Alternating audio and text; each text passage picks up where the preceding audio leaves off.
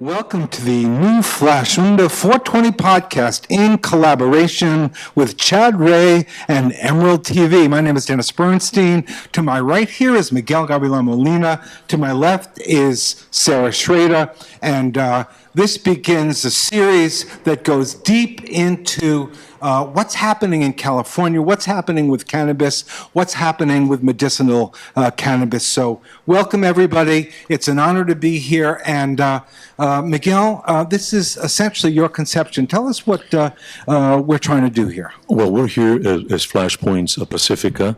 A while back, I got contacted by Chad Ray and in communication with Sarah Schrader about this idea about a podcast and being involved. So after, weeks and with Chad Ray months and maybe years, we finally got to this point today. So it's an exciting moment. We're about to launch something which is desperately needed. And like yourself, we're honored and, feel privileged to be part of this. Well, Sarah Schrader is here with us, and it's always an honor to be with her. Sarah knows more about this subject than perhaps anybody I know. Let me tell you just a little bit about her. She's the chair of the Sonoma chapter of Americans for Safe Access. She has sat on the Cannabis Advisory group, which began when? Just recently? It began 2 years ago and unfortunately sunset just last month. We were developed and by the Board of Supervisors in Sonoma County to work on cannabis policy recommendations and had our last meeting last month. Today, we've got two more guests with us. We've got Jana Adams and Vicki Lynn. Both of them are caregivers for their daughters who are using cannabis for their own medical healing journey. And together, we're organizing an event called Medical Cannabis for Neurological Conditions Symposium. And so I brought both of them here today to talk a little bit more about what inspired us to put this together, as well as the details of who's going to be coming to our event, which is on August 10th here in Santa Rosa.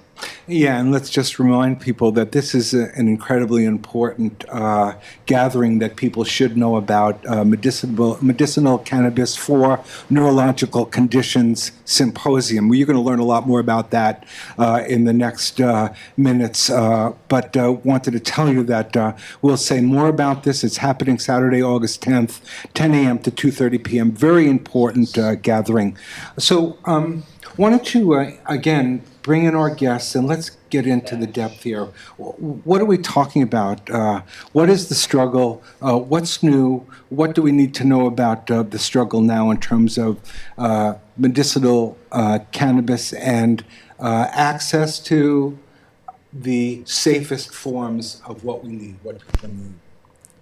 So last year, I had the pleasure of meeting Jana Adams when she was challenging the Rincon Valley School District for her daughter's cannabis access in her schools. I think most of us feel that now that we have legalization passed, we have accomplished many of our goals, but we don't realize that there's still hurdles for access. And so at the time, her daughter had initially gone to preschool, and the school district had not considered it an issue because it was a private preschool. And now that her daughter was entering kindergarten, she challenged the school district to make sure that her daughter had the same public education that was available for any other children. And I'll let Jana share more about her story about what that challenge looked like and some of the things that she tried beforehand before she found cannabis to be helpful. Yeah, so my daughter, Brooke, started preschool, but she should have started public preschool. But because of her cannabis access, she uses cannabis for seizures, to stop seizures, like an emergency medication. And so she really can't go anywhere without it. And I knew that she couldn't attend public school without it. And so we challenged them at the time she was entering preschool, but they agreed to pay for her private preschool and hoped that we could work something else out by the time that she was in kindergarten. 2 years passed attending the preschool, and we were no further on any kind of resolution, and so we had to move forward with making a judgment call by someone else. Can I ask you to just back up a little bit, not physically, but in the story, and talk a little bit about how you discovered that there might be important possibilities with medicinal marijuana that could solve some of the problems that traditional medicine wasn't dealing with. Could you share some of that story? So my daughter's first had her first seizure at 3 months old. We later found out she had a genetic disorder called Dravet syndrome, which is basically intractable seizures, not wanting to stop with pharmaceuticals. She tried multiple medications all together. She was on 4 different medications at one time. She was still having seizures. They said, something's going to work. Nothing was working. They wanted to add another medication. And pretty much she wasn't able to do a lot medicated with so many drugs under the age of 1. Most of the medications say don't even start them until 2 years old, but they had no other options, and so they just kept adding medications.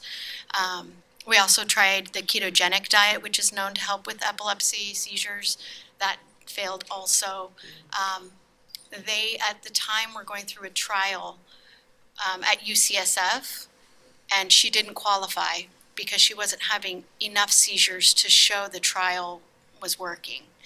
And that pharmaceutical actually just passed this last year, and it is known as Epidiolex, and it's CBD only. It's an isolate, and actually her rescue medication is THC.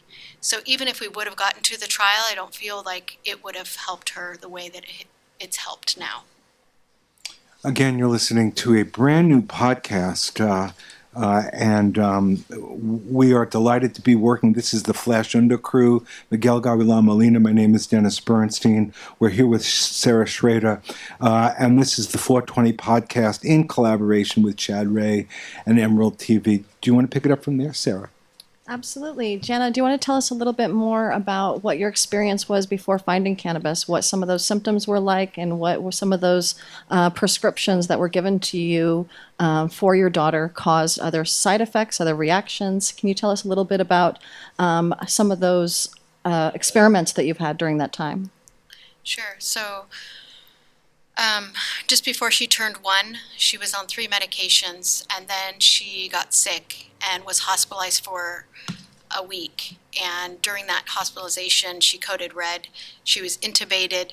I mean, I was right there and not able to help her, and neither were the doctors that were treating her. Basically, when she was given those rescue medications, it would knock out her breathing, and so she could no longer breathe on her own, let alone continuing to have seizures at the same time. And how did you find cannabis to be a potential solution for her? I was introduced to Jason David, who's from Jaden's Juice, and that's where we started our journey. He had provided an educational forum for others to learn from specialists, and I went down to Modesto just after her release of the hospital at that time and said, you know what, this has got to be something I need to look into. So these stories are all too familiar with many different mothers that are trying to find the right answers for their children with pediatric conditions. And we have a lot of families that have ended up being refugees where they've had to go from state to state in order to get that access. Vicki Lynn is one of these families that has come here to California. She's been here for 4 years, and her daughter's a little bit older. She's 24 now, but she has a very similar experience of being a parent and not knowing what to do when your child is literally at risk in front of you. And it's got to be such a difficult decision for a parent to figure out what's going to be best for them. So maybe you can share a little bit more about your journey, Vicki? Yeah, I'd love to. So August the 11th marks my 4th year here in California, and I'm super happy to be here. Our journey started when Aubrey was 5 years old. She was a normal child, ballet and soccer and all of the wonderful things that little kids do in Alabama. And she went in for her MMR booster shot and came out with acute disseminated encephalomyelitis. Of course, this conversation is not about vaccines, but that is what kicked it off. And after 2 successions of 21 days of leaky brain, they determined that she was going to be okay. But at age 7 was diagnosed with epilepsy, and they started her on her first round of anti-epileptic drugs. She went through several anti-epileptic drugs before they decided to put her through the surgery program. So we, being the good, parents from Alabama, following the medical advice, went and allowed them to do the resection of her brain, not once but twice, and both of those surgeries were catastrophic. Aubrey had her first seizure post surgery in ICU both times, and the second time they caused quite a bit of damage. So with the damage from the surgeries, the surgery team turned us back over to neurology, where Aubrey went through 17 different anti-epileptic drugs during this time, and none of them worked. And at age 18, when puberty hit, it was a game changer, and her seizures went from partial complex to long tonic-clonic grand mal seizures that were deadly. And nothing could stop them. And Aubrey, at age 18, went out with a friend and smoked pot for the first time in Alabama. Not even good cannabis. It was Alabama cannabis. Did it have seeds in it? Or? And I noticed a difference, not in the seizure activity, but I definitely noticed that she was more relaxed. She was giggling, which was different from her suicidal, just put me in a corner and somebody end this, please. And she had a little bit of an appetite, and I was like, what's going on with you? And she finally admitted that she was smoking. And so this was 2013. And so I began my journey of selling my house and everything that I owned, and pulling up my, I hate to say 50 years of roots in the southern United States, and moving to California. I didn't know anybody here. I had one contact, and he made oil. So I landed in Sonoma County on a 10-day Airbnb trip. I treated it like it was a vacation. I brought my business with me, and I thought, this is going to be great. And you know what? It has been great. Can I ask you to talk about a little bit more about that greatness? Yeah. How has this helped to change your relationship with your daughter, enhance it? Could you Sure. talk about that? Absolutely. So when we landed, by this time she's 20, and we, not knowing that I had landed in the Emerald Triangle, I didn't even know what Emerald Triangle was, but not knowing that we had landed in the Emerald Triangle, I was traveling to Tuolumne County once a month to go get THCA oil from a gentleman that I had met through Facebook. And so I would go there once a month and get my oil and come back to Sonoma County. And it worked fine for her for a while, but she was still seizing through the THCA oil. It did help, but she was drinking bottles of THCA oil. But she was able to get off the Depakote, which was fantastic. So now she was down to just one anti-epileptic drug and the THCA, and it wasn't quite holding. Some of the game changers that we had were finding out that we were here, and that just about everybody grew and produced some of the finest cannabis probably in the United States. And so we went from THCA to 18-1 by Care by Design, and that was helpful. I saw definite cognitive improvement with her, but still there was a lot of seizures. And then she went to 4-1, so adding the THC, like you did, was a game changer. What an amazing story. And I think there are probably a lot of people who have had similar kinds of experiences and will learn a lot from that beautiful experience. My name is Dennis Bernstein. We're here with Sarah Schrader. This is a new podcast, also co-hosted by my brother here, Miguel Gavilan Molina.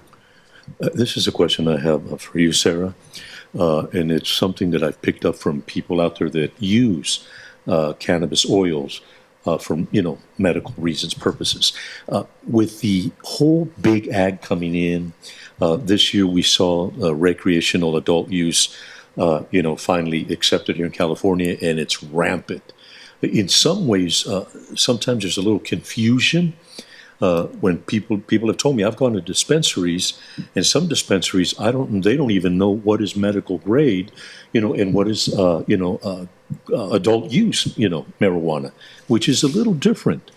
Have you noticed anything or heard anything about that sort of like, gray area that's happening with this introduction of adult use? So the biggest change has been the cooperatives and collectives sunsetting, and a lot of patients were getting their cannabis from being a part of a group of patients working together, and that model doesn't exist anymore. Through the dispensaries, what's available for adult use and what's available for legalization is essentially the same. There are special concentrated products that carry high dosages that are only available for medical cannabis patients, and so those dosaging include concentrates over 1,000 milligrams, edibles over 100 milligrams, more than 8 grams of or up to 8 grams of concentrates, because you can only buy 8 grams as an adult user. And then we also have compassion programs.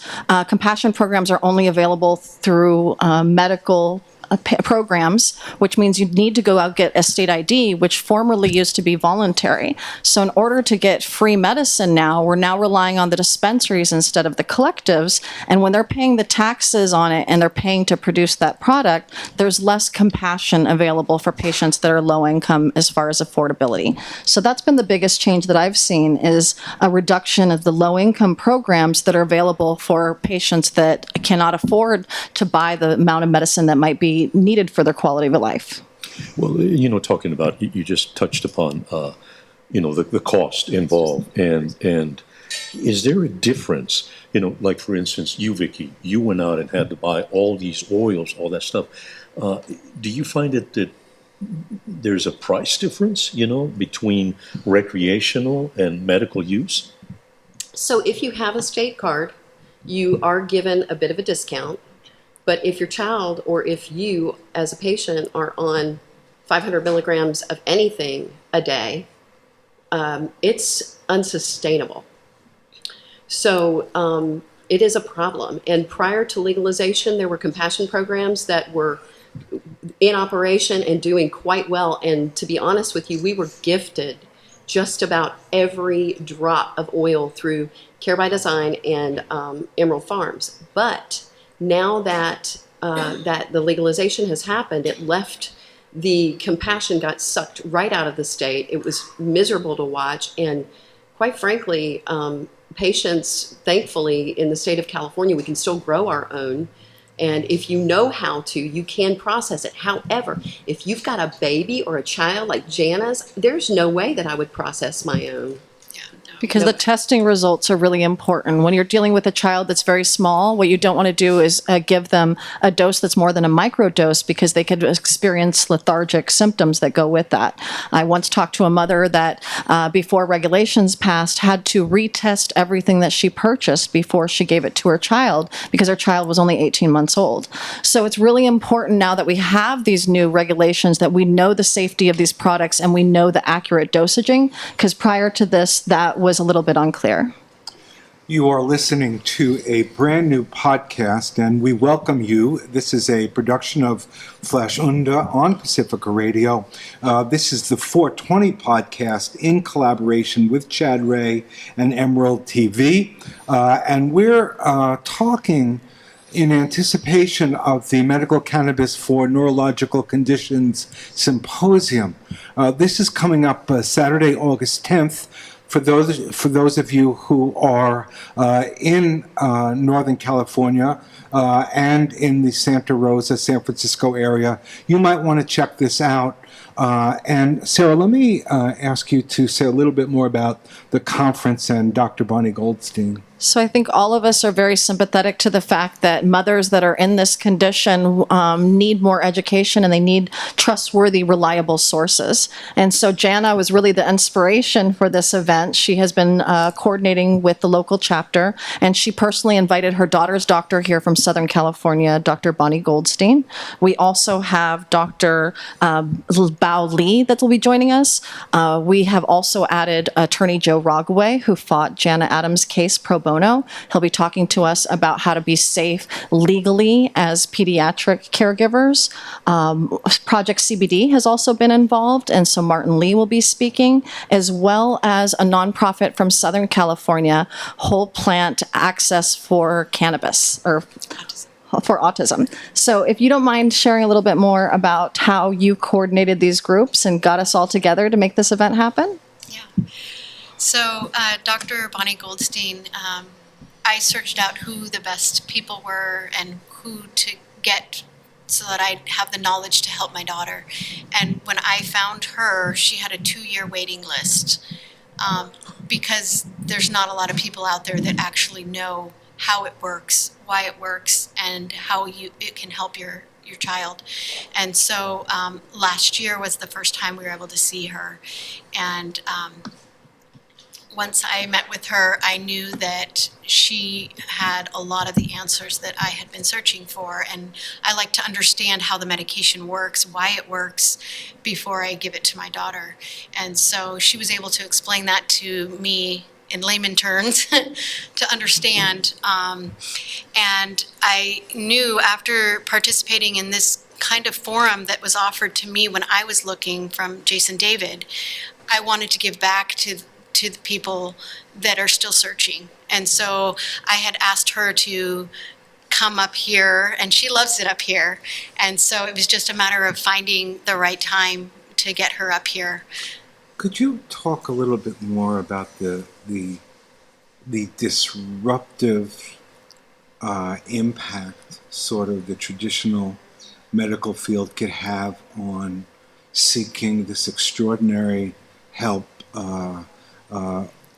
because you've been really abandoned and because the traditional Western medicine can't speak to some of these difficult issues? Yes.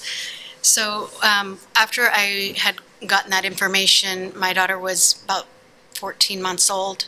We were able to get her medical card when she was 15 months old. I had no support from her neurologist at the time. And I said, well, we're going to try this anyways. And so we were able to try that.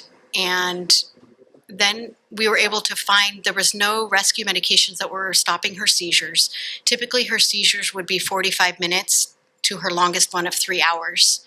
And that would be in the ER pumping her with any kind of drug they could get through the IV. And so once I was able to find cannabis to stop it as a rescue medication, her seizures are stopping in 2 to 3 minutes. And still, her neurologist at the time was not acknowledging that that was a significant difference. We would be in the ER every 5 weeks, having her ambulanced because her seizures weren't stopping at home, even with Diastat, which is the typical, or midazolam, which is another rescue medication that other children are able to use at schools or at home. Those weren't working, and so I feel there is no other rescue medication that can stop her seizures. And so actually, August is a great month because now it's 3 years since she's been to the ER for a prolonged seizure. Nice. So, Congratulations. Sarah, do you find that the Western medicine is beginning to open the door? Are doctors becoming a little bit more responsive, or is it still that hard wall? I think it depends a lot on what agency they're working for. If they're working for a hospital, they might be nervous about losing their job or what those repercussions are. But the more education that these doctors have, whether that be from researchers and studies or from hearing from their own patients, the more these doctors are opening up, even conservative ones, to understand that this has been very beneficial for individuals without the side effects that exist from other prescriptions. When we look at the opioid epidemic, we have so many people that we're losing right now, and what we don't want to do is prevent those addictions. So for us to offer other options, I think people are starting to open up to these ideas. I know that one of the myths right now is that CBD is helping more than anything else, but I think that most of these mothers are are finding that a regimen that includes more than just CBD. Before we leave, do you mind sharing a little bit more about what that regimen looks like for both of your daughters so people understand the synergistic effect of cannabis? Definitely. Actually, CBD we found alone and in high doses actually causes more seizures for her.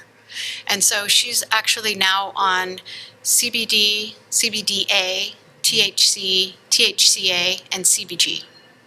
Nice. To answer your question about the medical community as well, what I found with them is that they don't always know it's not that they're not interested or curious here in California, it's that they don't know the interaction between the CBD and the pharmaceuticals. And that is a problem. But going back to... Is that where research is needed now? Or is it just that they don't have the information? I don't think they have the information because, as you may know or may not know, even if studies could be conducted in the United States, they couldn't be shared. Right. And it wasn't legal. And so much of the research, if a doctor really wanted to know, they would have to go out of their way and on their time and go and discover what it's all about and what the interactions are and what cannabinoids does what and which receptor does it sit on and which receptor does this pharmaceutical sit on and are they fighting, and we don't know. And these are the issues that I came up with when my daughter is 24, so she could go behind my back if she wanted to and get a pharmaceutical if she felt like she needed it. But what I would see is that the pharmaceutical and the CBD would fight, not the THC, just the CBD. We might learn more about why that is at the conference. symposium. So to be continued. We are delighted. This is the first broadcast of a new podcast that we want to share with you. It's produced by Flash Unda in collaboration with Chad Ray and Emerald TV. We've been here with Sarah Schrader. We're going to continue to be here, do this work. Miguel Gavilan Molina. We thank Jana and Vicky for your candidness and for your information that I'm sure many people are going to find important and useful. I like that, important and useful. Thank you all. And I'm going to Final leave by words. giving Yes, you the please. website for the Yes. event. You can go to americansforsafeaccess.org/events. There's also a Facebook page which has the event information, Medical Cannabis for Neurological Conditions Symposium, and Eventbrite has ticket sales as well. We'll be at the Luther Burbank Center for the Arts Saturday, August 10th from 10 to 2:30. And we hope that anyone with more interest in neurological conditions and pediatric conditions will join us that day. All right. Thanks. That's a wrap.